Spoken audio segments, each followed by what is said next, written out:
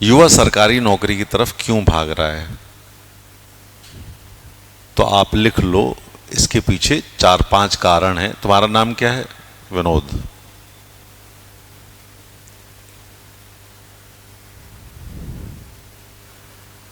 एक तो स्टेबिलिटी है, स्थायित्व है। दूसरा सिक्योरिटी है, सुरक्षा है।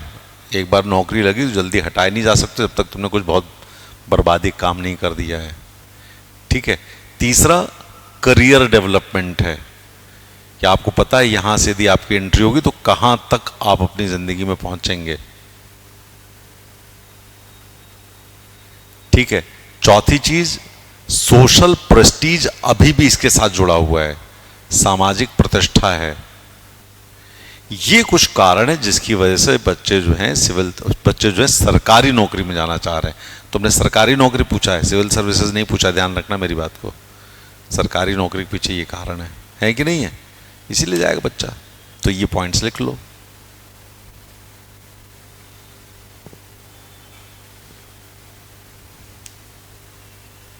और कोई क्वेश्चन?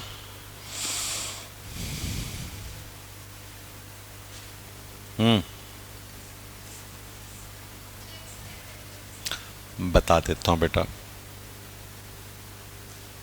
बैठो। एक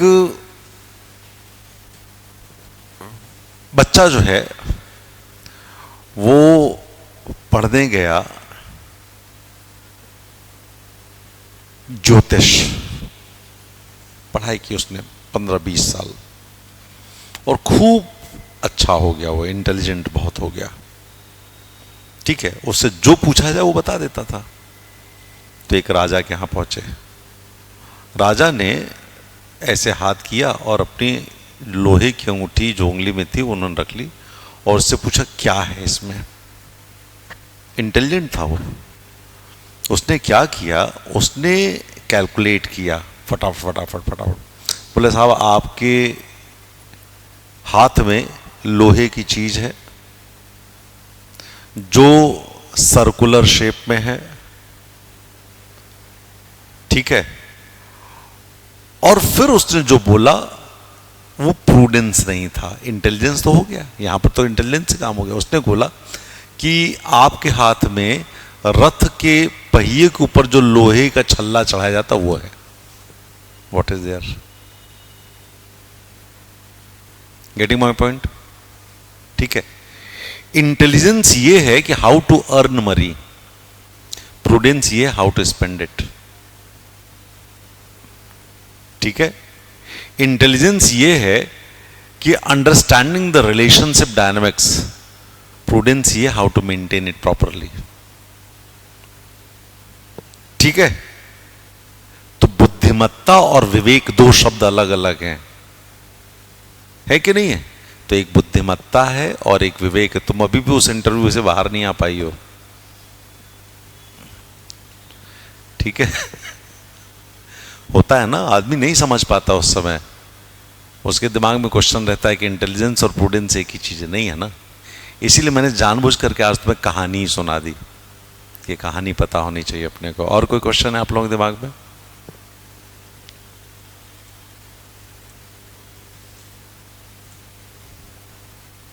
जल्दी से पूछना शुरू करें, आपके पास उतना ही टाइम है जितना आप हमसे एंगेज रखोगे। यस बच्चा, बैठ के पूछो, डोंट बी फॉर्मल। हाँ।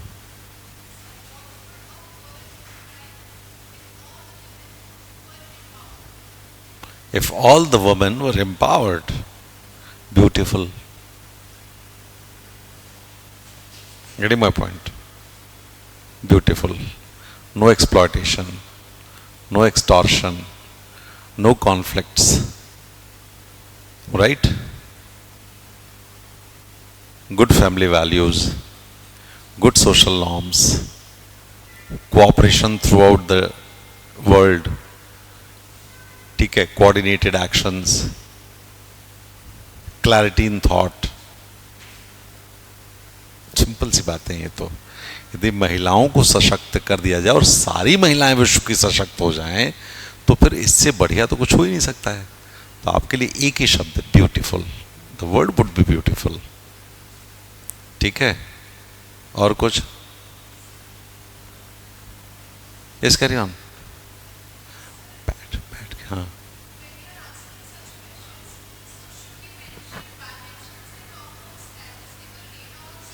Nothing if they ask, if they ask, or otherwise it is the test of your prudence, not knowledge. Getting my point? Because you have already been tested on the anvil of your knowledge in pre and mains. Now they are testing your suitability for administrative decision making. Getting my point? So not to be worried on these issues. Even if you are not factually updated, it does not mean that you do not know it. Clear? Because you are not an encyclopedia, but definitely you are a thinking person who can think rationally, logically, and with cause-effect relationships for the Indian society in particular, and for the global society universally. That's it. This is all. तुम पूछ रही थी कुछ? Inclusive development. Gender busting is nothing but inclusive development approach. And when we are talking about a reservation, it is again inclusive development. So what is the most important factor for politico-administrative righteousness is inclusivity of the people for development. कोई छूटना नहीं चाहिए हमारे development model से। जो पीछे हैं उनको हम हाथ पकड़ करके ऊपर उठाते हैं और फिर उनको हम जगह देते हैं कि भाई यहां से अब आप ऊपर बढ़ जाओ। यही तो है हमारा मॉडल, और कोई मॉडल तो है नहीं। तो जो वर्ड आप यूज करोगे, हम आपको बार बार बोलते हैं आपके पास वर्ड्स की कमी होती है कि आप एकदम मोस्ट एप्रोप्रिएट वर्ड चुन नहीं पाते हो। Selection of most appropriate word बहुत मैंडेटरी पार्ट है ये लाइफ का। इसीलिए मैं आपको हिंदी और इंग्लिश जिस भाषा में बोलोगे उस भाषा में इसको हम बोलते हैं समावेशी विकास। इसीलिए, क्योंकि देखो सिर्फ इंग्लिश बोलोगे तो भी उनको परेशानी होती है, और यदि इंग्लिश नहीं समझोगे तो भी उनको परेशानी होती है। आपको अपनी भाषा पर सैद्धांतिक रूप से मैं कहता हूं नियंत्रण होना चाहिए, हिंदी में भी और अंग्रेजी में भी। यदि तुम्हें हिंदी नहीं आती तो बिल्कुल नहीं चलेगा वहां पर, इंग्लिश नहीं आती तो एक बार धक जाएगा, ठीक है। लेकिन थोड़ी बहुत तो इंग्लिश आनी चाहिए ना, नहीं तो आप बिल्कुल ही गड़बड़ कर दोगे। ठीक है, अगला।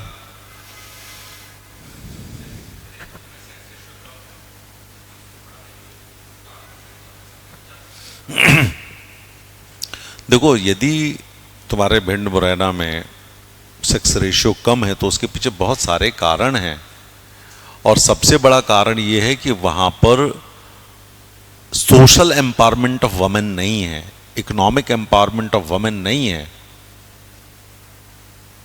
ठीक है, एजुकेशनल एम्पावरमेंट नहीं है उनका। तो इससे क्या हुआ, इससे दे बिकम डिपेंडेंट, वो डिपेंडेंट हो गए, और जब डिपेंडेंट हो गए तो they became a burden on their family, and above all there is social stigma. जो भिंड और मुरैना की सोसाइटी है उसमें यह कि लड़की जो है वो घर से बाहर न निकले, नहीं तो कोई उठा ले जाएगा, रेप हो जाएगा। तो इनसिक्योरिटी भी है। तो भैया ना हो तो ज्यादा बेहतर है ना, आगे चल करके परेशानी हो इससे बढ़िया कि ना हो। क्योंकि अभी भी जो कुछ समाज है, कुछ जगहों की सोसाइटी है, वहां पर उस थॉट प्रोसेस को प्रमोट नहीं कर पाए वो लोग, या उसको इम्बाइब नहीं कर पाए जिसको हम बोलते हैं जेंडर इक्वालिटी की बात। तो जहां पर जेंडर इक्वालिटी ज्यादा प्रोमिनेंट होगी वहां पर जेंडर बायस भी ज्यादा होगा, और वहां पर सेक्स रेशियो भी खराब होगा। ये हमेशा ध्यान रखना। यही हाल हरियाणा का है ना? तो आप जरा गौर करो क्यों ऐसा हो रहा है। और जहां पर पढ़ लिख गए लोग, केरल ठीक है ठीक कि नहीं है? जहां पर लड़कियों को बराबर का हक दिया जा रहा है, वो भी पैरेलल इकोनॉमी में बैठी हुई हैं, एक मतलब जो उनके हस्बैंड की इकोनॉमी है, जो फादर की इकोनॉमी, उसमें उनका भी कंट्रीब्यूशन है, तो वहां पर सेक्स रेशियो अच्छा है। बालाघाट एग्जांपल है हमारे लिए। तो ये तुम्हारे पास डाटा होना चाहिए एग्जाम्पल के लिए, ठीक है? तो ये अपने दिमाग में रखो कि किन चीजों पर हमें ध्यान देना है। अगला क्वेश्चन।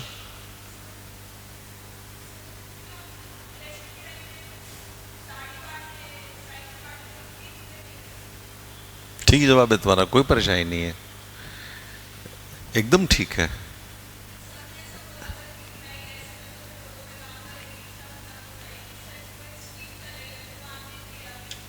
नंबर कितने दिए?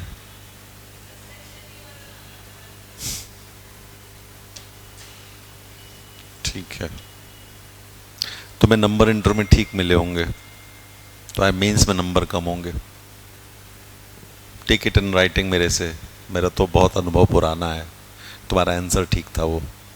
देखो, freebies are mandatory and they are given throughout the world. पूरे विश्व में दिया जाता है, इसी को हम सब्सिडी कहते हैं। Freebies nothing but subsidy. जो सरकार, जो राज्य जनता को देता है वही फ्रीबीज है, उन्हीं को हम सब्सिडी बोलते हैं। It may be direct, it may be indirect, हो सकता है कि नहीं हो सकता है। तो जब हम सोसाइटी में एक कहते हैं ना pump priming, I do not know whether you know this word और नॉट, पंप प्राइमिंग कितने लोग पता है? नहीं पता है, बताते हैं हम। ये वर्ड लिख लेना कहीं पर, पंप प्राइमिंग तुम्हारे काम आएगी बहुत। तुम्हें विनोद पता है कि नहीं पता है? हैं? खूब सुना है, खूब किया है तुम लोगों ने। देखो, जब भी आप अपना पंप चलाते हो और पंप ने एयर ले लिए तो पंप में तुम इलेक्ट्रिसिटी दोगे लेकिन वो पानी नहीं खींचता है। तो आप क्या करते हो, उस पर 2 मग्गा पानी डाल दे, तो फिर बंद कर दे, तो फिर चला दे, तो पानी चल जाता है कि नहीं चल जाता है? तो आप चाहे कितने भी एफर्ट्स कर लोगे, उसका यील्ड नहीं मिलेगा जब तक उनको इस लेवल पर नहीं लेके आए जहां पर वो खुद आगे बढ़ सकते हैं। तो सब्सिडीज इसी के लिए होती हैं और फ्रीबीज भी इसी के लिए होती हैं। बस फ्रीबीज को हमने इलेक्टोरल डॉल गिविंग मान लिया है कि हम डोल्स दे रहे हैं इसमें इलेक्शन के समय में। नेचुरली यदि आप ऐसे करेंगे, ये इलेक्टोरल वोइंग के लिए करेंगे तो गलत है। हमें उनके लिए निश्चित रूप से करना चाहिए। मैंने कहा ना कि भाई सब्सिडी, रिजर्वेशन, ये सब क्या है? ठीक है, महिलाओं के लिए स्पेशल प्रोविजन, लड़कियों के लिए स्पेशल प्रोविजन, दिव्यांगों के लिए स्पेशल प्रोविजन, वृद्धों के लिए स्पेशल प्रोविजन, डेस्टिट्यूट्स के लिए special provisions, these all are freebies, these all are subsidies. ठीक है कि नहीं? ठीक है। तो यदि हम ये दे रहे हैं तो कोई, and there is nothing like universal subsidy. Universal subsidy तो नहीं है। तो ये सेलेक्टिव सब्सिडीज हैं। कैसी सब्सिडीज हैं? सेलेक्टिव सब्सिडीज हैं। और सेलेक्टिव सब्सिडीज हमको देनी पड़ेंगी। देनी पड़ेंगी कि नहीं देनी पड़ेंगी? देनी पड़ेंगी ना, हम दे रहे हैं। अब इसमें अलग अलग लोग अलग अलग व्यूज देंगे, because it becomes a matter of conflict amongst the parties. The ruling party gives the subsidies which are termed as freebies by the opposition parties, but the same opposition party ruling in different state does the same, isn't it? So everybody is talking on principles and acting on profits. And this is the most gross mistaken understanding of freebies and subsidies. हो गया कि नहीं हो गया? ये बात समझ में आ गई कि हम कहां गलती कर रहे हैं? हम इसको आइडेंटिफाई नहीं कर पा रहे हैं। हम फ्रीबीज जब बोलते हैं तो पॉलिटिकल होता है, सब्सिडी जब बोलते हैं तो अच्छा लगता है। इतनी सी तो बात है। और जब हम सब्सिडीज देते हैं तो हम ये कहते हैं भाई, इंटरनेशनल लेवल पे भी WTO कहता है ना कि भाई आप सब्सिडी दो but it should not lead to trade distortion. कहता है कि नहीं कहता है? कहता है ना। तो ऐसा डिस्टॉर्शन ना हो हमारी सोसाइटी में भी कि कुछ लोग जिनको सब्सिडीज मिल रही है वो खूब खुशहाल हो रहे हैं और जो सब्सिडीज नहीं मिल रही है वो दुखी होते चले जा रहे हैं। डिस्टॉर्शन हो रहा है, अपॉर्चुनिटी का डिस्टॉर्शन हो रहा है, इकोनॉमिक डिस्टॉर्शन हो रहा है, हेल्थ डिस्टॉर्शन हो रहा है। ये हो रहा है कि नहीं हो रहा है? ठीक है, जैसे आयुष्मान भारत है, अब ये कुछ लोगों को मिलता है, कुछ लोगों को नहीं मिलता है। तो जिनको नहीं मिलता है वो थोड़ा सा परेशान होते। तो हमको ये भी आइडेंटिफाई करना होगा कि किस इकोनॉमिक स्टेटस वाले को मिलना चाहिए और किसको नहीं मिलना चाहिए। ठीक है कि नहीं? ठीक है, हो सकता है ना। इसके अलावा कुछ चीजें और कर सकते हैं कि जिनको नहीं मिल रहा है, मेरी बात बहुत ध्यान सुनना, जिनको नहीं मिल रहा है और उनको आयुष्मान भारत में आना है तो एक यूनिवर्सल अप्रोच ऑफ इंश्योरेंस दे दिया जाए उनको, हेल्थ इंश्योरेंस की। भाई आप यदि हर महीने 100 रुपए जमा करते हो तो आपको ये मिल जाएगा। अब मेरी बात गौर से सुनना, बहुत ध्यान से सुनना मेरी बात को। 100 रुपए पर मंथ बहुत ज्यादा तो नहीं है। क्यों? क्योंकि lower class, economically backward classes तो शामिल हो गए इसमें। अब जो इकोनॉमिक बैकवर्ड क्लासेस थोड़े से ऊपर, उनको शामिल नहीं किया गया है। तो यदि वो भी चाहें तो इसमें 100 रुपए महीने के हिसाब से आप अपने परिवार के लिए या आप एक इंडिविजुअल के लिए ले सकते हो।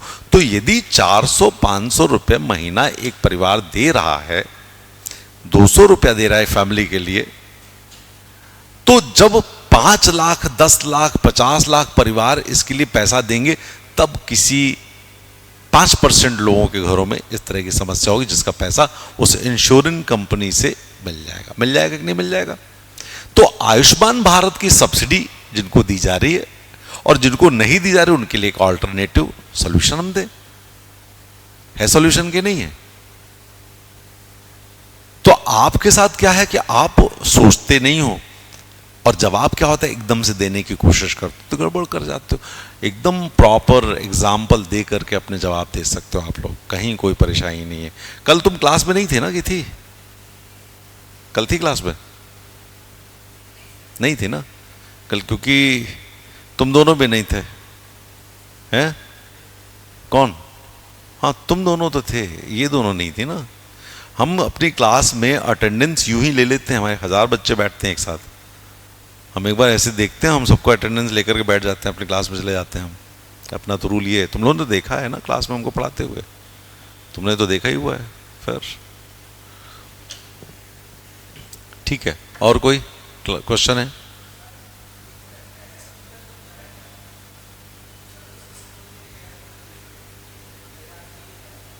देखो, it has been more politicised today, politicise पॉलिटिसाइज कर दिया गया है। ठीक है, अभी आपको हम बता दें, मार्केट में एमएसपी से ज्यादा रेट पे चीजें बिक रही हैं। ठीक है, और अभी मैं देख रहा हूं कि, एग्जाम्पल दे रहा हूं, कुछ दिनों पहले लहसुन बहुत महंगा था।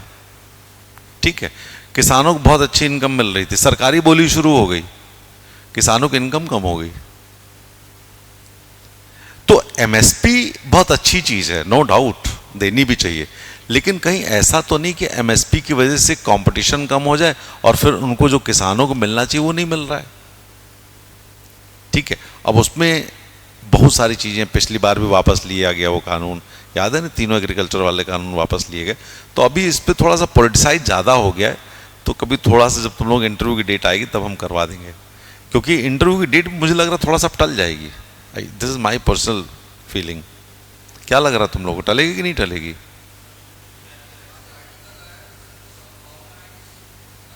वो उसकी दी गई है।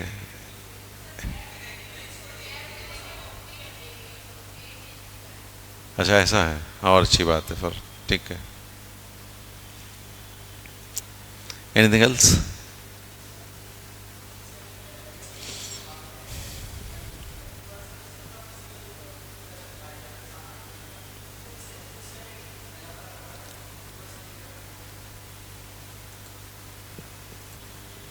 तो कवर का मतलब होता है जब सरकार खरीदेगी तो उसको गोडाउन में रख देगी, कवर्ड है वो, ठीक है। और प्लिंथ का मतलब होता है कि किसी ऊंचे चबूतरे पर रख देगी और उसके ऊपर तिरपाल डाल देगी। तो जिसको ऊंचे चबूतरे पर तिरपाल डाल देते वो खराब होने की संभावना उसकी होती है, लेकिन वो उस समय खरीदना मैंडेटरी है। क्यों? क्योंकि वो एमएसपी में खरीद रही है। Getting my point? तो ये चीज हमको समझनी, इसीलिए सरकार अब कोशिश ये कर रही है कि जितना ज्यादा वेयर हाउसिंग को हम बढ़ा दें, प्राइवेट वेयर हाउसिंग, तो उससे क्या फायदा मिलेगा? प्राइवेट वेयर हाउसिंग बनेगा तो हमारा जो वेस्टेज हो रहा है वो नहीं होगा, ठीक है। उसके लिए हम रोक रहे हैं, ये बात ध्यान रखना अपने को, ठीक है। और कोई चीज? Any more, anything else?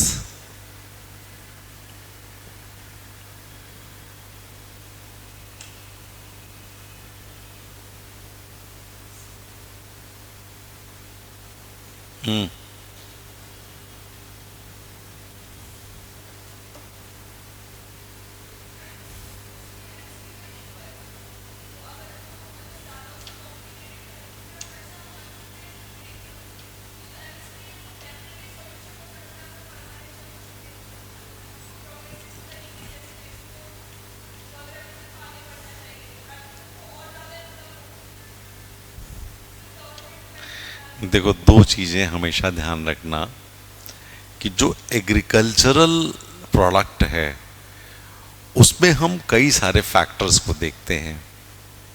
उन फैक्टर्स में अफोर्डेबिलिटी टू द पीपल भी होता है। किसान को फायदा हो जाएगा, हम डिलेमा में हैं।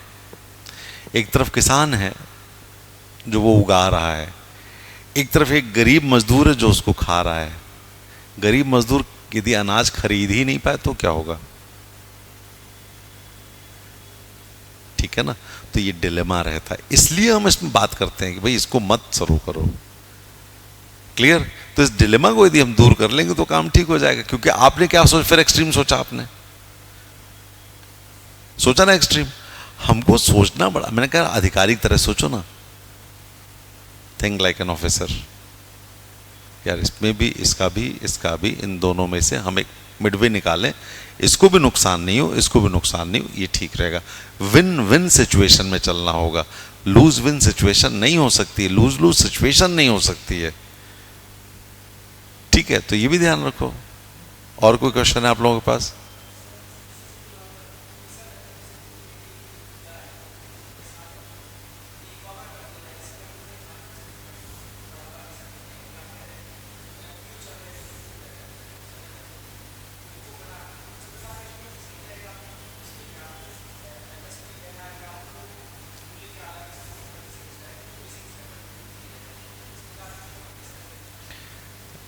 बहुत लॉन्ग टर्म तुम बहुत बात कर रहे हो। फूड प्रोसेसिंग इंडस्ट्री ओवरनाइट नहीं शुरू होती है।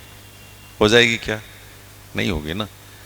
हाँ, तुम्हारा एक सजेशन हो सकता है कि a gradual development of food processing facilities near by the farmers productive centres, ये तुम कह सकते हो, इसमें कोई बड़ी बात नहीं है। स्पेसिफिकली फॉर द, देखो तुम इसको जरा फिर से सोचो। टमाटर है, इसकी शेल्फ लाइफ बहुत कम है ना? शेल्फ लाइफ बहुत कम, ठीक है नहीं? ठीक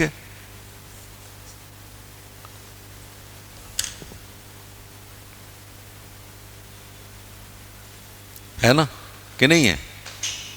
जल्दी खराब होता है, क्या बोलते हैं इसको? जो चीज जल्दी खराब होती है, ठीक है, इजिली पेरिशेबल है। ये पेरिशेबल तो सब कुछ है,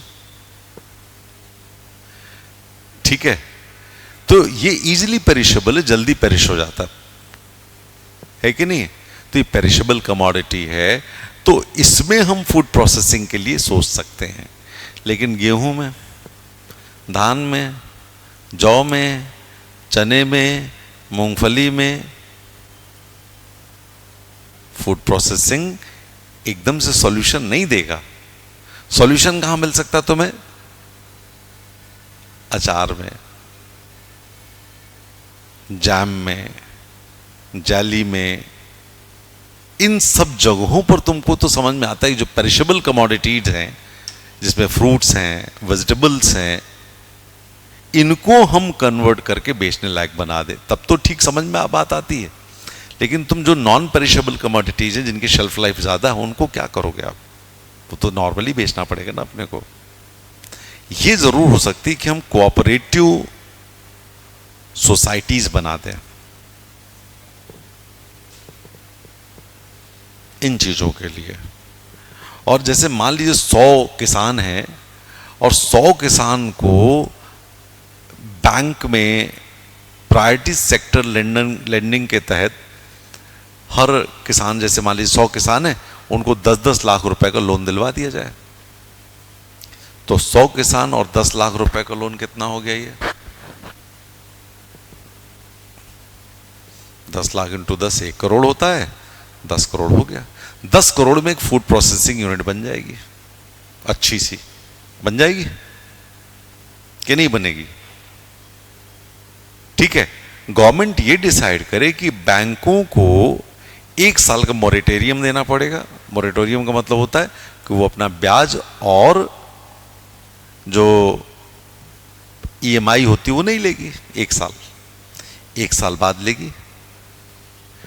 प्रोडक्शन शुरू होगा तो वहां पर ईएमआई भी चली जाएगी और ब्याज भी चला जाएगा, सब कुछ चला जाएगा उससे। 20 साल में वो आराम से पूरी प्रोसेसिंग यूनिट अच्छा काम करेगी। 10 साल में उसका पैसा लौट जाएगा, 10 साल बाद उनकी कमाई शुरू हो जाएगी ना कमाई शुरू। शुरुआत में कम होगी, धीरे से ज्यादा होनी शुरू हो जाएगी। तो हमारा कहना ये कि और उसमें टेक्नोलॉजिकल और managerial best of the talent को डिप्लॉय करना अपने को, तो हम उससे एम्प्लॉयमेंट जनरेशन भी कर देंगे, इंफ्रास्ट्रक्चर डेवलपमेंट भी कर देंगे, हमारा जो पेरिशेबल कमोडिटीज है उसको हम सेव भी कर लेंगे। तो कितनी सारी चीजें हैं जो आपके लिए बन जाएंगी कि नहीं बन जाएंगी? तो कभी भी याद रखो कि हमको एक थॉट प्रोसेस भी जनरेट करना पड़ेगा। बिना उस थॉट प्रोसेस के आप कुछ कर नहीं पाओगे। ये थॉट प्रोसेस हमको चाहिए होगा। और कुछ?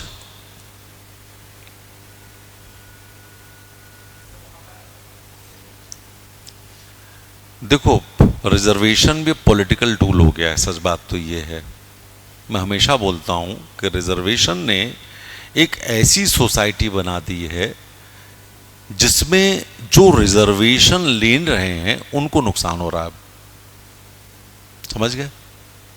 जो रिजर्वेशन ले रहे हैं उनको नुकसान होने लगा है। क्यों होने लगा है?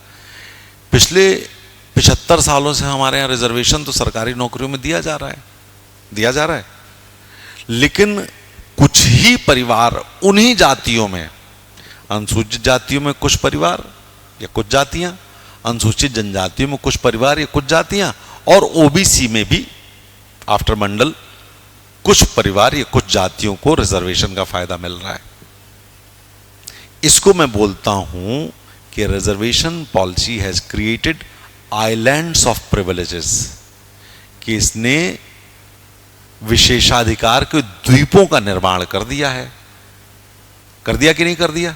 अब ये जो विशेषाधिकार के द्वीप हैं, इसमें पूरा समाज के लोग पड़े हुए, लेकिन एक परिवार में एक बना आईएएस, उस परिवार में उस आईएएस के बेटे को सारी सुख सुविधाएं हैं, उसका बेटा भी आईएएस बन रहा है, उसके बेटे का बेटा भी आईएएस बन रहा है, चाचा भतीजे ये सब बनते चले जा रहे हैं, लेकिन बाकी पूरे समाज का क्या हो रहा है?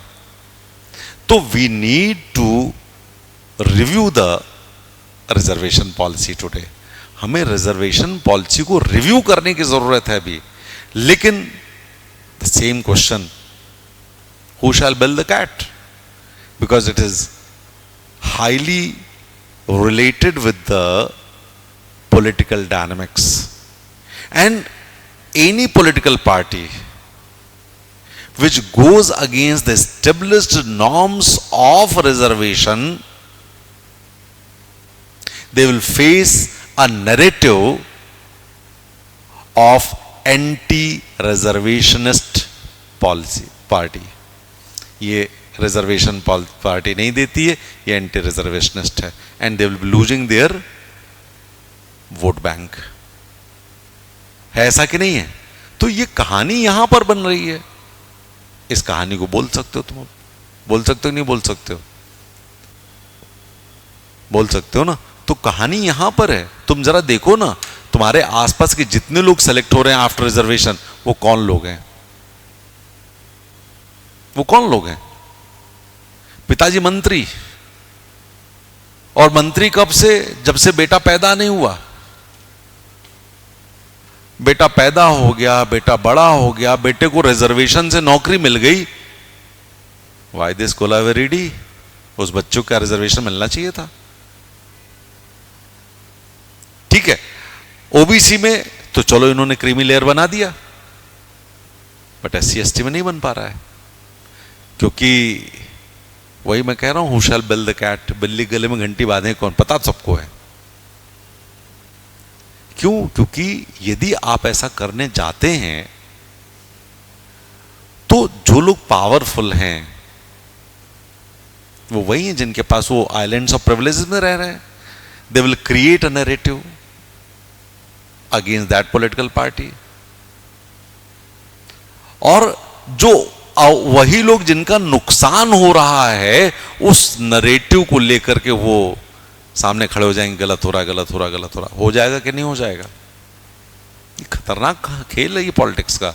इस पॉलिटिक्स के खेल को समझिए। हमें पहले इस नैरेटिव को तोड़ने के लिए रियल लोगों को